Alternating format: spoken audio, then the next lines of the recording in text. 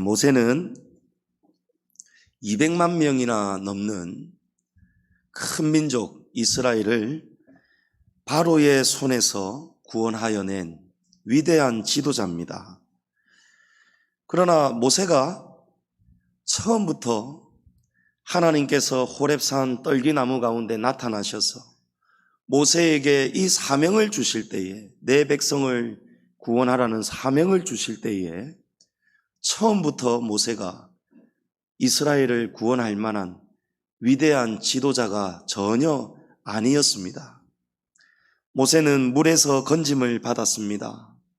40세가 되도록 애굽의 왕자의 신분으로 살다가 어느 날 뜻하지 않은 살인을 저지르면서 미디안 광야로 도망을 치는 방랑자가 되었습니다. 도피 생활 중에 이드로라는 사람을 만나는데 그의 딸 십부라와 결혼을 하고 이드로의 사위가 되어서 또 그 미디안 광야에서 40년을 목자로 양을 치며 살아가고 있었습니다. 살인자였고 도망자입니다. 이제는 왕자의 신분을 다 벗어 던진 지 오래죠. 꿈도 없고 이제는 아무런 희망도 소망도 없습니다. 그저 하루하루 살아가는 평범한 80세 노인이 되었습니다.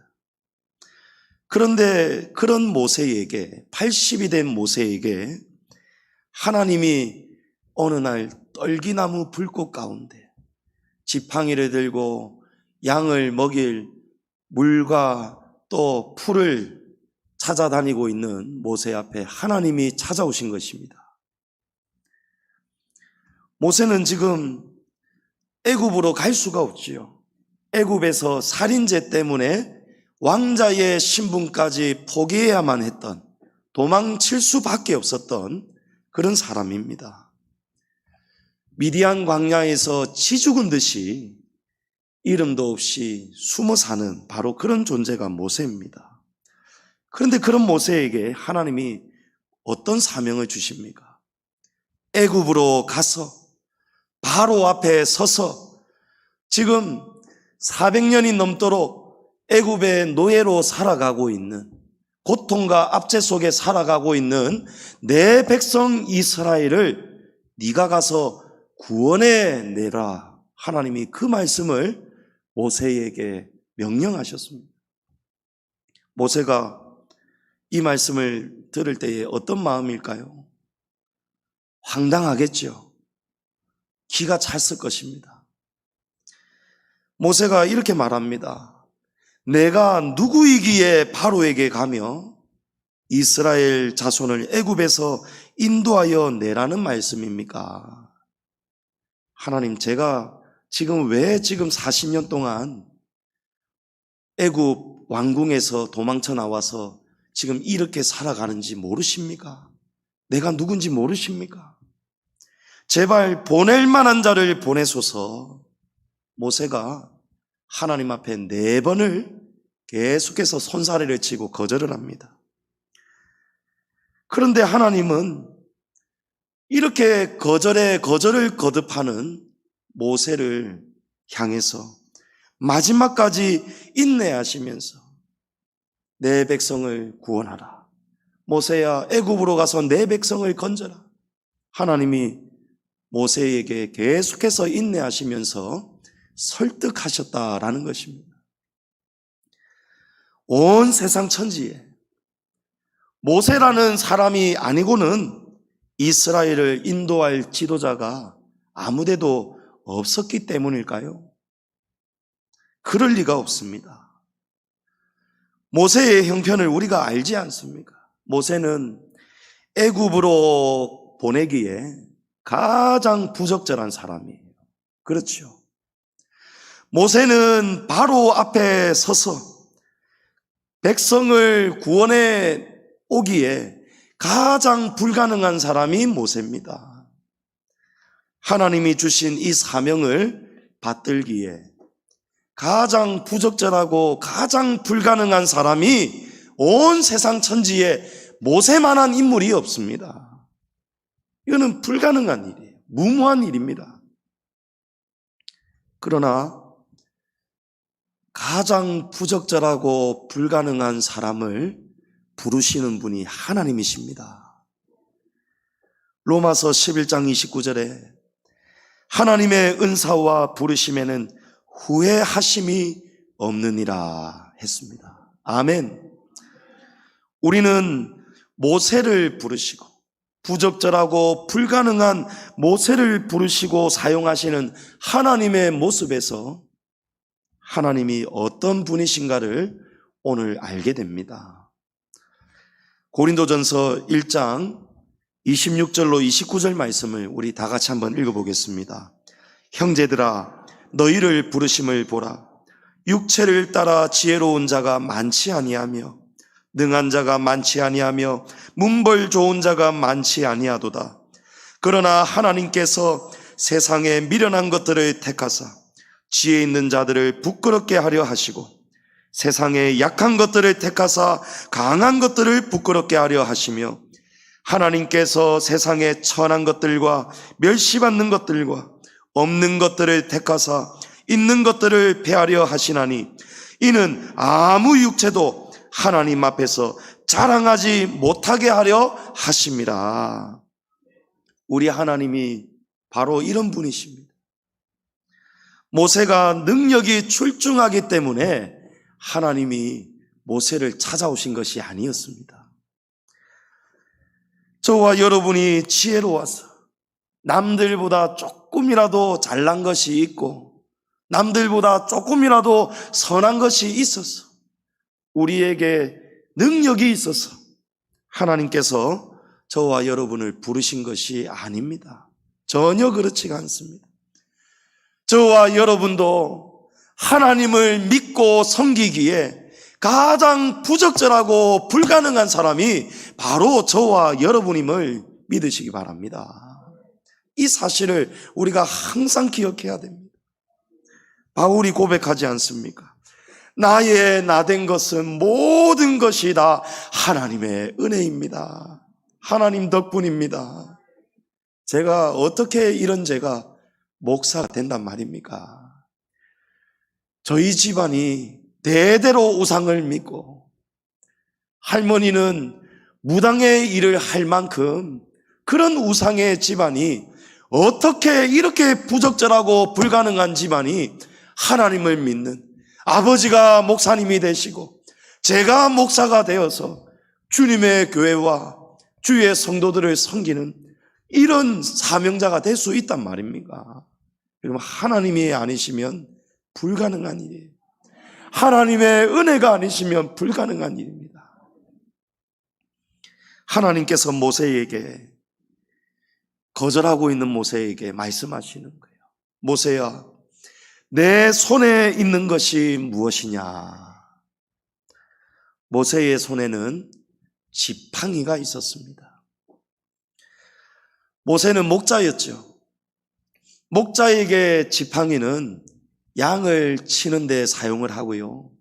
그리고 맹수가 나타났을 때에 맹수를 위협하고 자기 자신의 생명도 지키고 양의 생명도 맹수로부터 구원해내는 최소한의 도구가 지팡이입니다. 80이 된 모세에게 지팡이는 또 다른 의미도 있죠. 무릎이 연골이 약해지고 허리가 약해진 모세가 40년 동안 양을 치며 산을 오르고 또 올랐습니다. 이제 모세에게 지팡이는 모세의 걸음을 보조해주는 아주 소중한 친구와도 같았을 것입니다. 모세는 바로 이 지팡이를 의지하여서 살아가는 노인이고 목자였습니다. 지팡이만 있으면 그럭저럭 살아갈 수 있습니다. 지팡이가 있기 때문에 80이 되어서도 산을 올라갈 수 있습니다. 하나님은 모세에게 그 손에 있는 그 지팡이를 땅에 던지라 명령하십니다. 지팡이를 던지라는 거예요. 지팡이를 던졌더니 어떻게 되었습니까? 이 지팡이가 갑자기 뱀으로 바뀌는 거예요. 지팡이가 무서운 뱀으로 바뀌니까 모세가 얼마나 놀랐는지 피하였다라고 되어 있습니다. 급히 피한 거예요. 아마 제 생각에는 지팡이가 뱀으로 변하면서 이 뱀이 가만히 있는 것이 아니고 뱀은 어떻게 해야 하겠습니까? 혀를 무섭게 낼름낼름거릴 거예요. 꼬리를 무섭게 요동을 칠 겁니다. 무서운 소리가 났을 거예요.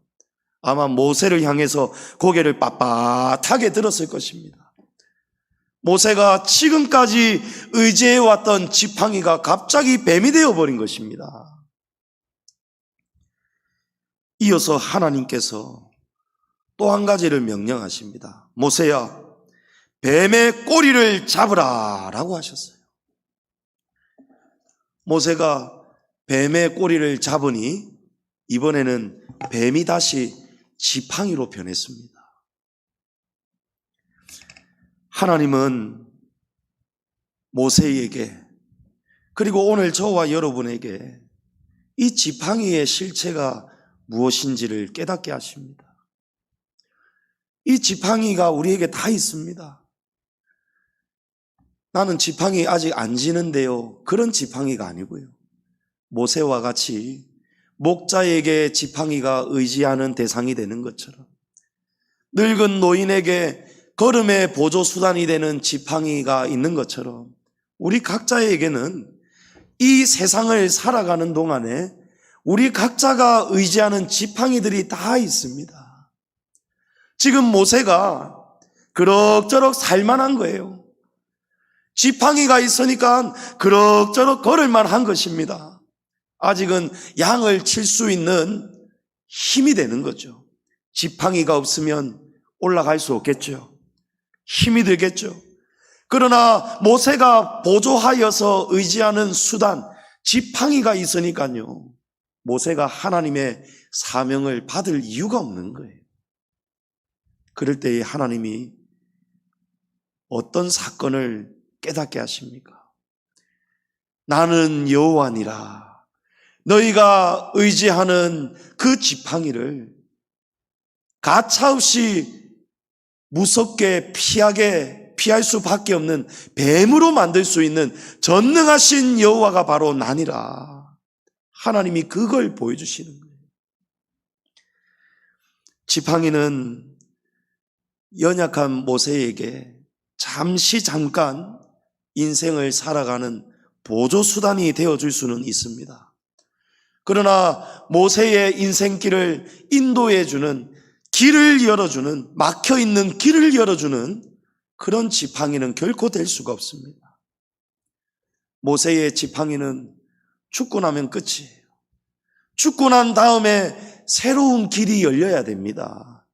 인생의 지팡이는 죽음 이후에 영생의 길을 결코 도와줄 수가 없습니다. 양을 지킬 때에도 맹수에게 겁을 줄 수는 있으나 이 지팡이로 맹수를 때려잡고 이기기는 부족한 거예요. 다윗도 목자였습니다. 어린 시절 목동이었습니다.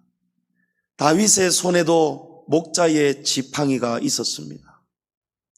다윗이 곰이나 사자가 나타나서 양을 물어갈 때 물맷돌을 들고 지팡이를 들고 쫓아가서 양을 구해냈습니다. 깊은 골짜기에 빠져있는 양도 목자의 지팡이로 건져냈어요. 목자의 지팡이는 끝이 물음표처럼 구부러져 있죠. 목자가 위험한 골짜기까지 내려가서 손이 닿지 않을 때에 목자가 지팡이를 뻗어서 이 양의 앞다리 사이를 끼워내서 건져냅니다. 그것이 목자의 지팡이입니다. 그런데 어느 날 다윗이 깨닫는 거예요. 다윗은 양을 치면서 또 양을 치는 그런 경험, 여러 가지 경험 속에서 다윗은 항상 묵상을 하였습니다. 양을 치는 목자의 자기의 그런 삶을 통해서 우리 인생의 길을 인도해 가시는 선하신 목자이신 하나님을 발견해낸 사람이 바로 다윗입니다. 다윗이 어느 날 깨달음이 오는 거예요. 양을 구해내고 양을 지키는 것은 지팡이가 아니더라는 거예요. 지팡이가 목자를 인도하고 지팡이가 목자의 걸음을 인도하는 것이 아니고, 지팡이가 양을 지키고 지팡이가 양을 건져내는 것이 아니고 목자의 사랑이더라는 것입니다. 목자가 양을 사랑하기 때문에 지팡이를 사용하는 것입니다. 양을 건져내고 양을 구해내는 것은 지팡이가 아니고 목자의 목숨을 거는 사랑이더라는 거예요. 그래서 다윗이 그 깨달은 것을 이렇게 고백하죠. 내가 사망의 음침한 골짜기로 다닐지라도 해를 두려워하지 않을 것은 주께서 나와 함께 하심이라. 주의 지팡이와 막대기가 나를 안위하시나이다. 목자의 지팡이가 아니고 주님의 지팡이더라는 것입니다. 우리 인생이 들고 다니는 지팡이가 양과 목자를 지키고 건져내는 것이 아니고, 알고 보았더니 그런 위험 속에서 위기 때마다 보이지 않는 하나님의 지팡이가 우리를 사망의 음침한 골짜기에서 건져내시더라는 거예요. 하나님의 손이었습니다. 목숨까지 십자가에서 내어주실 만큼, 우리를 위해서 목숨까지 던지실 만큼 우리를 위해서 하나님의 지팡이가 되어주시고 십자가가 되어주시는 그리스도 예수님의 구속의 사랑이 저와 여러분을 건지시더라는 거예요. 우리의 생명도, 가정도, 자녀도, 직장과 기업도 우리가 의지하는 지팡이 덕분이 아니에요. 우리가 의지하는 지팡이가 있죠. 똑똑한 지팡이 가진 사람도 있을 거예요. 공부를 잘해서 영특한 지혜와 지식과 머리를 가지고 좋은 직장에 들어간 분들 이 세상에 있습니다. 그런 분들에게는 똑똑한 지식이 인생의 지팡이에요.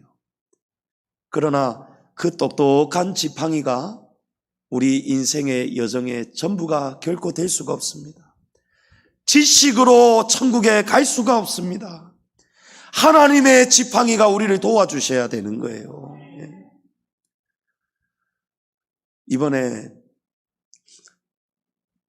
울산입니까? 그 상가 건물이 불이 나면서 20대의 한 소방교가 순직을 하였지요. 특전사 출신이에요. 특전사 출신. 그래서 특전사 출신 그 특기를 가지고 특채가 되어서 소방관이 된 것입니다. 코로나 때문에 결혼식을 올리지 못했답니다. 2월 달에 혼인신고는 하였고 이제 10월 달에 결혼식을 준비하고 있었어요. 그런데 20대 후반에 창창한 젊은 소방교가, 그렇게 훌륭한 사람이 불 속에 뛰어들었다가, 목숨을 구하기 위해 뛰어들었다가 그만 순직하고 만 것입니다. 여러분, 사람이 몸이 건강하다고 특전사를 나올 만큼 이 무술도 뛰어나고 건강도 근육도 뛰어나고 이런 것들이 우리 인생을 지켜주지 못하더라는 거예요. 특전사여도 불을 이기지 못하더라는 거예요. 그러나 하나님의 지팡이가 함께하면 어떤 일이 일어납니까? 사드락과 메삭과 아벳느고가 풀무불에 던져졌습니다. 하나님을 섬기는 죄 때문에 풀무불에 던져졌어요. 얼마나 뜨거웠던지 이 세 사람을 풀무불에 던지려고 근처에 다가갔던 사람들이 다 죽어버렸답니다. 그만큼 뜨거운 불이에요. 결국은 그 풀무불에 던져졌는데, 이 풀무불 속에 세 사람이 던져졌는데 네 사람이 춤을 추고 찬양을 하더라는 거예요. 하나님이 천사를 보내주셨어요. 하나님이 그들과 함께하여 주셨습니다. 하나님의 지팡이가 함께 하시니까요, 불의 성질이 다 사라져 버리는 거예요. 불 가운데에서 머리털 하나 상하지 않더라는 것입니다. 인생의 지팡이는 결코 우리를 지켜주지를 못합니다. 하나님의 지팡이가 우리와 늘 함께 하셔야 됩니다. 4절에 하나님께서 모세에게 내 손을 내밀어 그 꼬리를 잡으라. 그 꼬리를 잡으라. 여기 잡으라라는 히브리어 원어의 뜻은 반드시 붙들어라, 꽉 잡으라, 이런 뜻을 가지고 있습니다. 이 원어대로 직역을 하자면 내 손을 내밀어 뱀의 꼬리를 반드시 꽉 붙잡아야 된다, 이런 뜻이에요. 뱀의 꼬리를 반드시 꽉 붙잡으라는 것입니다. 여러분, 상식적으로 우리가 이 상황을 한번 생각해 볼까요? 뱀을 잡을 때에, 우리는 뱀 잡을 일이 없는 사람들입니다만은 어쩔 수 없이 뱀을 잡아야 되는 상황이라면 뱀의 머리를 잡아야 되겠습니까? 뱀의 꼬리를 잡아야 되겠습니까? 뱀의 대가리를 잡아야 되겠죠. 예. 사람은 머리지만 생선이나 짐승이나 이런 건 대가리입니다. 이게 표준어예요. 뱀 대가리를 잡아야 되지 않겠습니까? 뱀의 꼬리를 잡아버리면 어떤 일이 생길까요? 뱀은 이 몸을 자유롭게 치켜 세울 수도 있고 몸이 180도로 순간 회전을 하여서 사람을 물 수가 있습니다. 뱀의 꼬리를 잡는 건 굉장히 어리석은 짓입니다. 뱀에게 10중 8구 물립니다. 독사에게 물려버리면은 사람이 죽는 거예요. 뱀의 꼬리를 잡는 행위는 몰상식한 행동이고 사람이 죽는 위험한 행동이에요. 하나님께서 상식적이지 않는 아주 위험한 일을 지금 모세에게 명령하신 것입니다. 그것도 아주 강조하신 것입니다. 모세야, 반드시 뱀의 꼬리를 꽉 붙잡아라. 하나님이 머리가 아니다. 모세야, 머리 아니다. 모세야, 뱀의 꼬리여야 된다. 반드시 꼬리를 꽉 붙들어라. 하나님이 이 말씀을 하신 거예요. 그런데 모세가 그 말씀을 그대로 순종해 버리는 거예요. 이 순종은 정말 어려운 순종입니다. 우리 가끔 가다가 숨이 막혀서 땅속에서 올라온 지렁이를 볼 때가 있습니다. 지렁이 손으로 한번 만지시는 분 계십니까? 만지실 줄 아는 분. 굉장히 징그럽죠. 무서워서도 못 만지지만 징그러워서도 못 만지는 거예요. 낚시를 안 가본 지가 제가 굉장히 오래되었습니다만은 갯지렁이 바늘에 이거 못 만지는 사람이 있어요. 그런 사람 옆에 같이 데리고 가면요, 얼마나 귀찮은지 모릅니다. 송기성 집사님 한번 같이 갔더니 지렁이를 못 만져가지고요, 제가 다 끼워준 거예요. 최근에는 보니까 조금 만질 줄은 알더라고. 징그러워서 못 만지는 거예요. 그런데 뱀은 징그럽고 무섭고 둘 다예요. 만지기도 싫어요. 그런데 그것도 모자라서 뱀의 꼬리를 만지라 하시니 순종하기가 매우 불가능한, 어려운 바로 그런 명령이었어요. 그런데 모세가 놀랍게도 하나님이 사명 주실 때에 애굽으로 가라고 해도 주여 좀 보낼 만한 자를 보내소서. 계속해서 거절했던 모세가 놀랍게도 하나님의 이 말씀에 그대로 순종하는 거예요. 아마 순종하지 않을 수가 없었을 것입니다. 뱀이 도망치는 모세에게, 모세가 도망을 치려고 해도 뱀이 바로 눈앞에 계속해서 붙어 있었을 거예요. 하나님은 사랑하는 자를 순종하도록 시험하시고 고통을 주시고 연단하십니다. 순종하지 못하는 모세에게 하나님이 지금 순종을 가르쳐 주시는 거예요. 하나님 말씀대로 순종하는 것 말고는 방법이 없는 거예요. 뱀을 떨쳐버릴 수가 없는 거예요. 성도님 여러분, 우리가 진절머리 나고 무섭고 징그럽고 빠져나오고 싶고 도망치고 싶은 환경인데도 도망을 칠래야 칠 수 없는 진절머리 날 만큼 우리의 삶을 그대로 쫓아오고 괴롭히는 무언가가 있다면 순종이 답이라는 것을 깨달으시기 바랍니다. 모세가 이 뱀을 이길 수가 없는 거예요. 뱀을 이기는 방법은 하나밖에 없는 거예요. 하나님의 명령에 그대로 순종하는 겁니다. 뱀의 꼬리를 붙드는 수밖에 없는 거예요. 뱀의 머리를 붙잡으면 안 됩니다. 꼬리여야 됩니다. 하나님의 말씀대로 그대로 해야 됩니다. 모세가 이 뱀의 꼬리를 딱 잡았더니요, 그렇게 모세를 무섭게 하고 모세가 피하였다고 하죠. 모세가 피해 다녔다는 거예요. 그렇게 떼어낼 수 없었던 무서웠던 뱀이 말씀에 순종해서 꼬리를 꽉 잡았더니 무서웠던 뱀이 존재가 싹 사라져버리고 다시 지팡이가 되었다라는 것입니다. 하나님은 모세에게 바로 이 순종의 결과를 가르쳐 주신 것입니다. 뱀의 꼬리를 잡는 위험한 일이라도 모세가 믿음으로 순종하기만 하니까 하나님의 능력과 기적이 나타나는 거예요. 모세를 괴롭혔던 무서운 상황이 싹 사라져버립니다. 성도님 여러분, 하나님은 순종하는 자에게 능력이 되어 주십니다. 내게 능력 주시는 자 안에서 내가 모든 것을 할 수 있느니라. 그러나 아무나에게 하나님의 능력이 나타나지 않습니다. 순종하는 자여야 됩니다. 뱀의 꼬리라도 하나님이 잡으라고 하면 잡아내는 사람에게 하나님은 능력으로 나타나십니다. 세상 사람들이 학벌과 명예와 건세와 재력을 인생의 지팡이로 의지하면서 살아갑니다. 돈이 있으면요, 걱정이 없다는 거예요. 어떤 분이 이런 말을 하더라는 거예요. 하나님을 뭐 한다고 믿느냐는 거예요.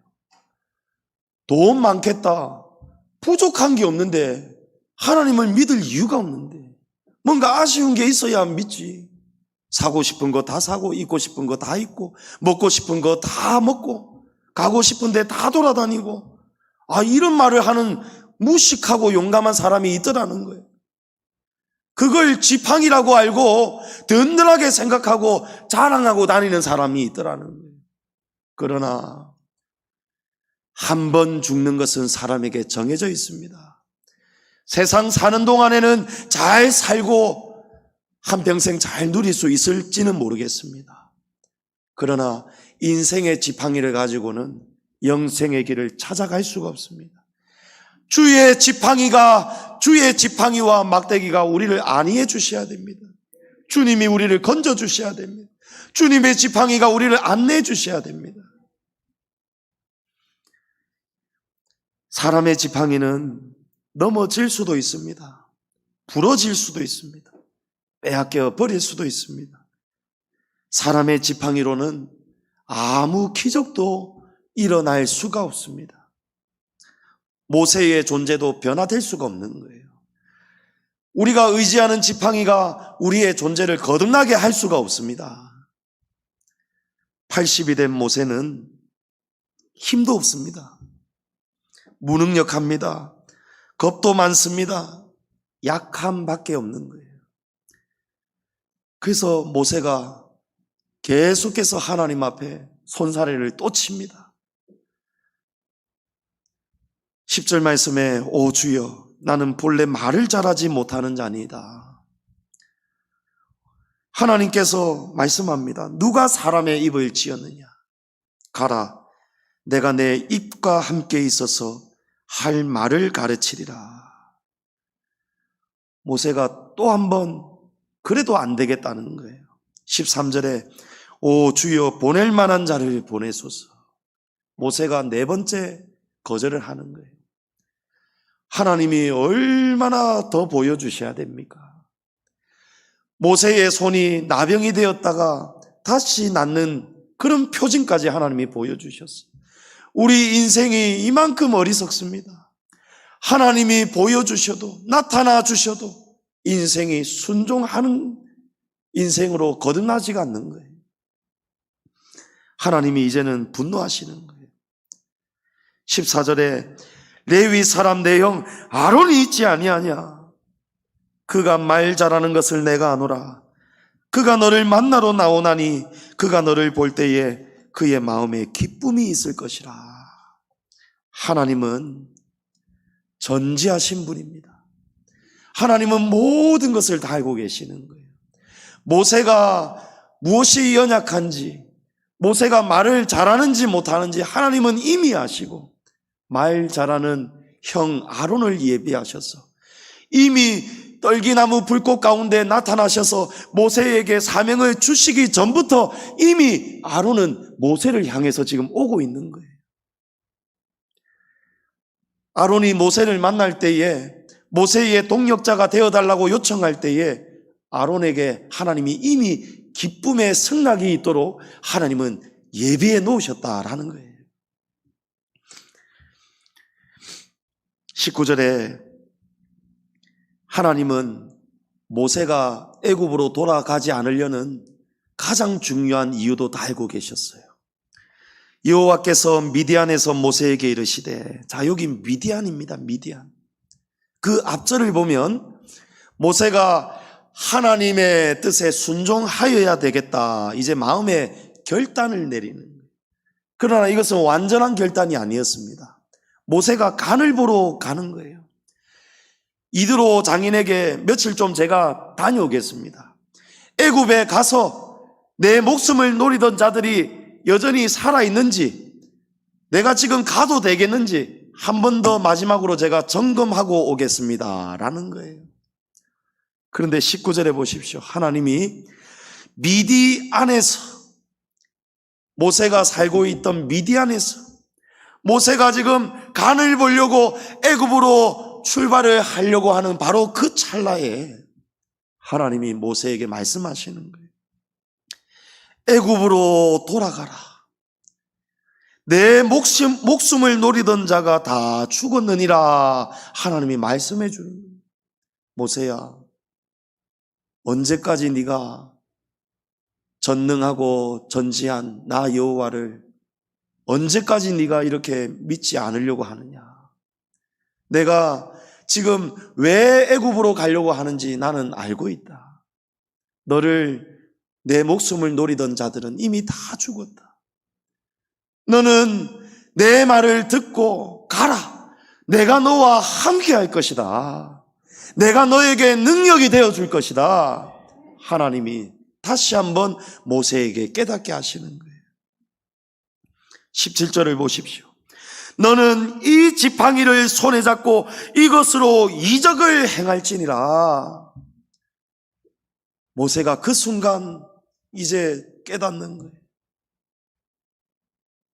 성도님 여러분, 17절에 하나님이 모세에게 잡으라는 지팡이는 이제 더 이상 모세의 지팡이가 아닙니다. 모세가 지금까지 40년 동안 들어왔던 그 지팡이는 이미 사라진 지 오래예요. 뱀이 되어버렸지 않습니까? 이 지팡이는 하나님의 능력으로 새롭게 모세에게 주시는 하나님의 지팡이가 된 것입니다. 지금까지 하나님이 주시는 지팡이는, 지금 하나님이 모세에게 주시는 지팡이는 지금까지 들어왔던 모세의 지팡이가 아니고 하나님의 능력이 함께 하시는 하나님의 지팡이가 된 것입니다. 하나님이 우리에게 사명을 주셨습니다. 우리 각자에게 주신 사명이 있어요. 그 사명을 받을 때에 어떤 분은 그 사명에 순종하는 사람이 있는가 하면 어떤 분은 모세처럼 주님, 저는 못합니다. 예레미야처럼 주님, 저는 아이라 말을 할 수 없습니다. 안 됩니다. 불가능한 일입니다. 저는 부적절한 사람입니다. 주여, 보낼 만한 자를 보내소서. 우리가 하나님 앞에 그렇게 사명을 거절하는 때가 있을지 모르겠습니다. 그럴 때에 오늘 이 사건을 기억할 수 있기를 바랍니다. 문제가 어디에 있는지 아십니까? 우리가 순종을 할 수 있느냐, 순종하지 못하느냐, 이 순종의 사명이 달려 있습니다. 순종하는 자에게는 하나님이 능력이 되어 주십니다. 모세가 이 지팡이를 보는 순간 깨닫는 거예요.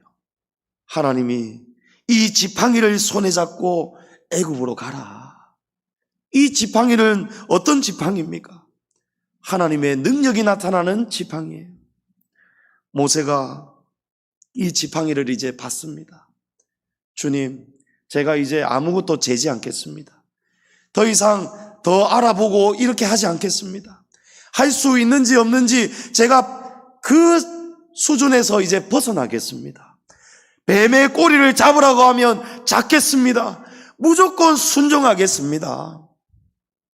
하나님이 함께 하실 때에, 하나님이 주시는 지팡이를 통해서 능력이 나타난다는 것을 믿을 때에 모세가 사명자로 거듭나게 된 것입니다. 20절을 보십시오. 모세가 그의 아내와 아들들을 나귀에 태우고 애굽으로 돌아가는데 모세가 하나님의 지팡이를 손에 잡았더라. 여러분, 지팡이가 이름이 바뀐 거예요. 지금까지는 모세의 지팡이였는데 이제 모세가 4번이나 거절을 하는데도 하나님이 마지막까지 모세를 설득하시고 전지하시고 전능하신 하나님의 능력을 나타내 보이실 때에, 하나님이 깨닫게 하시면서 하나님의 지팡이를 쥐어주실 때에, 그때 비로소 모세가 하나님의 지팡이를 손에 잡고 애굽으로 출발했다는 것입니다. 모세가 애굽으로 돌아가서 하나님의 지팡이로 하수를 칠 때에 나일강의 물이 피로 변했습니다. 하나님의 지팡이로 티끌을 치니 온 땅의 먼지가 이로 바뀌었습니다. 하늘을 향해서 지팡이를 들 때에 우박이 쏟아졌습니다. 땅을 향해서 지팡이를 들 때에 동풍이 일어나고 온 땅에 메뚜기 떼가 그득하였습니다. 홍해가 막혔을 때에, 홍해를 향해서 하나님의 지팡이를 내밀 때에 하나님께서 바다를 열어주셨습니다. 이스라엘 모든 백성들이 바다를 육지처럼 지나가는 기적이 일어나고 말았습니다. 성도님 여러분, 하나님의 지팡이 우리 손에 주시면 얼마나 놀라운 기적이 일어나겠습니까? 하나님께서 우리에게 하나님의 지팡이를 주신다고 말씀하고 계십니다. 하나님께서 우리에게 각자의 사명을 주시면서 할 수 있다 없다 하지 말라는 거예요. 모세처럼 이 사명을 이제 거절하지 말라는 거예요. 우리 인생이 지금 왜 막히고 있습니까? 왜 인생길에서 위험한 일이 자꾸 왜 생길까요? 우리가 뱀의 꼬리를 붙잡지 않고 있기 때문에, 하나님 말씀에 여전히 순종하지 못하고 있기 때문입니다. 말씀대로만 하면 하나님의 능력이 우리에게 나타납니다. 하나님의 지팡이는요, 우리가 어떻게 해야 가질 수 있는지 아십니까? 모세처럼 위험한 일이라 할지라도, 무섭고 징그러운 것을 붙들어야 하는 상황이라 할지라도 무조건 하고 순종하는 순간에 뱀이 하나님의 지팡이로 바뀌는 것입니다.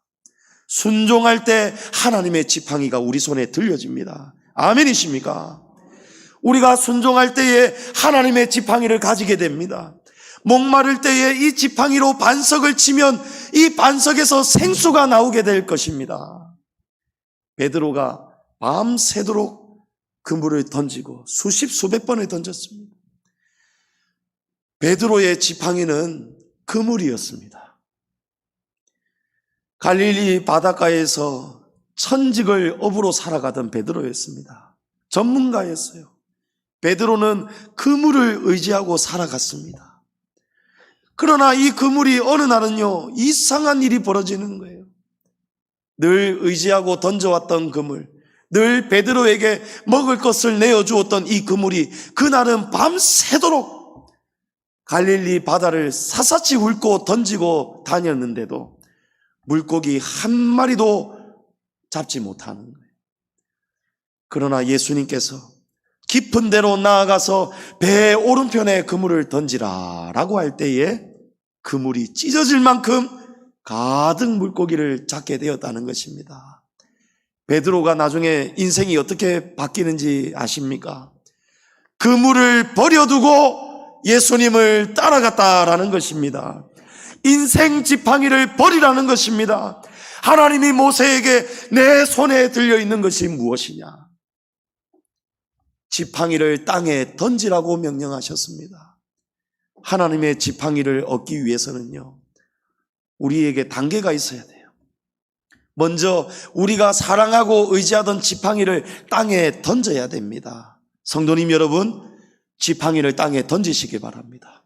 내가 사랑하고 의지하고 하나님보다도 더 우선을 가지고 이 손에 붙들고 살아가는 그 인생의 지팡이가 무엇이 되었든지 간에 그 지팡이를 먼저 땅에 던지시기 바랍니다. 던지신 다음에는 어떻게 해야 됩니까? 하나님의 말씀에 그대로 순종하고 그 지팡이가 뱀이 되었을지라도 우리가 할 수 없는 순종을 하나님이 명령하실 때에 그대로 순종하셔야 됩니다. 순종하는 그 순간에 하나님의 지팡이가 우리 손에 들려질 줄을 믿습니다. 기적이 일어날 줄을 믿습니다. 반석에서 생수가 터질 줄을 믿습니다. 막혔던 문제가 바다가 육지가 될 줄을 믿습니다. 모세가 이전에 가졌던 지팡이는 아무 일도 할 수 없었습니다. 그러나 하나님의 지팡이는 이제는 기적의 지팡이가 된 거예요. 200만 명이 넘는 이스라엘 대민족을 바로의 손에서 구원해내는 능력의 지팡이가 되어버렸습니다. 모세가 이전에도 이스라엘을 구원해내려고 한 적이 있었습니다.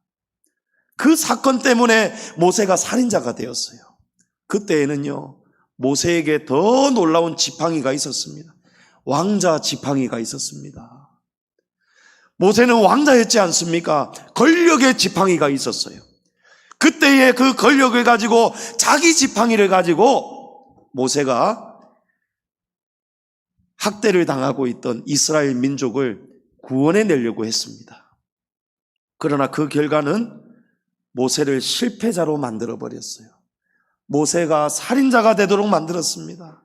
왕자의 신분을 벗어버리고 미디안 광야에서 40년 동안 목자로 살아갈 수 있도록 그렇게 만든 것이 바로 모세가 한때 의지했던 왕자 지팡이였습니다. 그러나 모세가 왕자 지팡이를 거머쥘 때는 실패하였지만 하나님의 지팡이를 손에 쥐고 애굽에서 백성을 구원해내려 할 때에는 성공을 할 수 있었다라는 것입니다. 우리 인생에서도 하나님의 지팡이가 절대적으로 필요합니다. 하나님의 지팡이가 있어야 저주와 사망을 끊어낼 수가 있습니다. 저와 여러분이 영생의 길로 가게 될 것입니다. 우리의 가정이 변화가 될 것입니다.